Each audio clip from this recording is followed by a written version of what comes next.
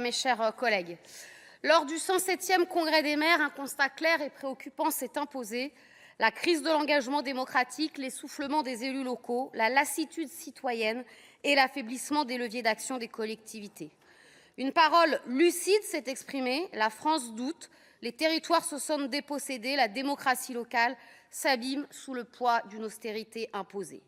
Cette alerte collective a pourtant été immédiatement étouffée dans le débat public par une déclaration du chef d'état-major des armées projetant le pays dans l'hypothèse glaçante d'un conflit majeur à venir. Dans ce contexte, je refuse de céder à deux dynamiques que je considère comme dangereuses: la militarisation croissante des budgets publics et la recentralisation par les moyens financiers. Ces deux tendances, bien que distinctes, se renforcent mutuellement et structurent profondément ce projet de loi de finances pour 2026. Elles traduisent une orientation politique où le pouvoir se resserre, où l'État central reprend la main, où les territoires se voient retirer la capacité d'action, les marges de manœuvre et la confiance institutionnelle. À quelques mois des élections municipales, le gouvernement aurait dû choisir d'ouvrir l'espace démocratique, de restaurer la confiance, de redonner souffle au pacte républicain.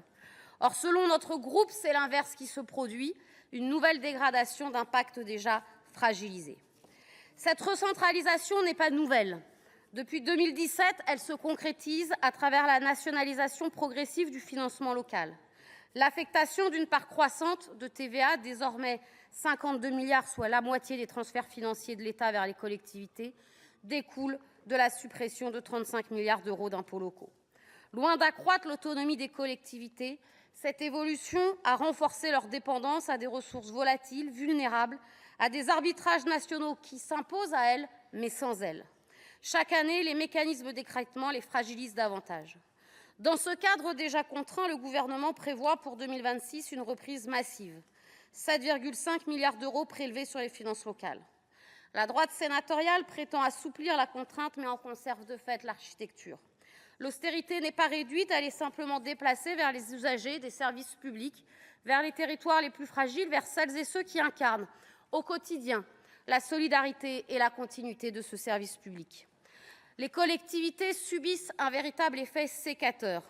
En 2024, leurs charges augmentent de 4,1 %, tandis que leurs recettes ne progressent que de 2,8 %. Cette divergence contraint les exécutifs à s'endetter davantage, à puiser dans leur épargne, dont la Cour des comptes constate une baisse de 10 %, ou à reporter, voire annuler, des projets d'investissement pourtant essentiels. À cela s'ajoute le renchérissement du coût des biens et des services, du panier du maire, et surtout l'explosion des prix des assurances, plus 20,7 % en un an. Cette crise de l'assurabilité frappe d'abord les collectivités les plus exposées, tandis que les modèles actuariels des assurances privées renforcent les inégalités territoriales. C'est précisément dans ce contexte de tension que le gouvernement introduit deux réformes accentuant la recentralisation, le FIT et le DILICO 2.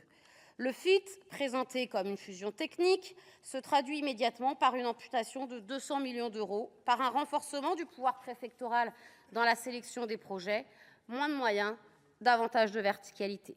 Le DILICO 2, quant à lui, franchit un cap encore plus grave. Alors que le DILICO 1 était déjà jugé injuste, sa nouvelle version triple la contribution des collectivités, portant l'effort à 2 milliards, dont 720 millions pour les seules communes. Seuls 80 % des montants pourraient être restitués, et uniquement si les collectivités respectent des trajectoires définies nationalement, loin donc des réalités territoriales. Beaucoup ne reverront jamais les sommes prélevées. Les collectivités deviennent des banques pour l'État. Le dispositif devient ainsi un mécanisme de sanction conditionnelle, rappelant tout de même les anciens contrats de Cahors. Le groupe CRCE-K y voit un outil de discipline budgétaire plutôt qu'un instrument d'accompagnement du développement des territoires. Et pour ces raisons, et nous l'avions fait l'an dernier, nous demandons l'abrogation du DILICO 1 et demanderons cette année la suppression du DILICO 2. En conclusion, je veux m'appuyer sur les travaux qui font référence, notamment ceux de la commission Mauroy. Une République qui centralise est une République qui s'épuise. Une République qui décentralise est une République qui respire. Le choix est donc clair, poursuivre la décentralisation ou organiser son recul silencieux. Notre groupe, pour sa part, s'opposera à ce recentrage qui réduit l'air, l'autonomie et les moyens des collectivités. Et à l'inverse des rapporteurs de ces missions, Nous ne pensons pas que les collectivités doivent contribuer à l'effort de réduction de la dépense publique, mais qu'au contraire l'État doit être à leurs côtés. Nous ne voterons pas cette mission.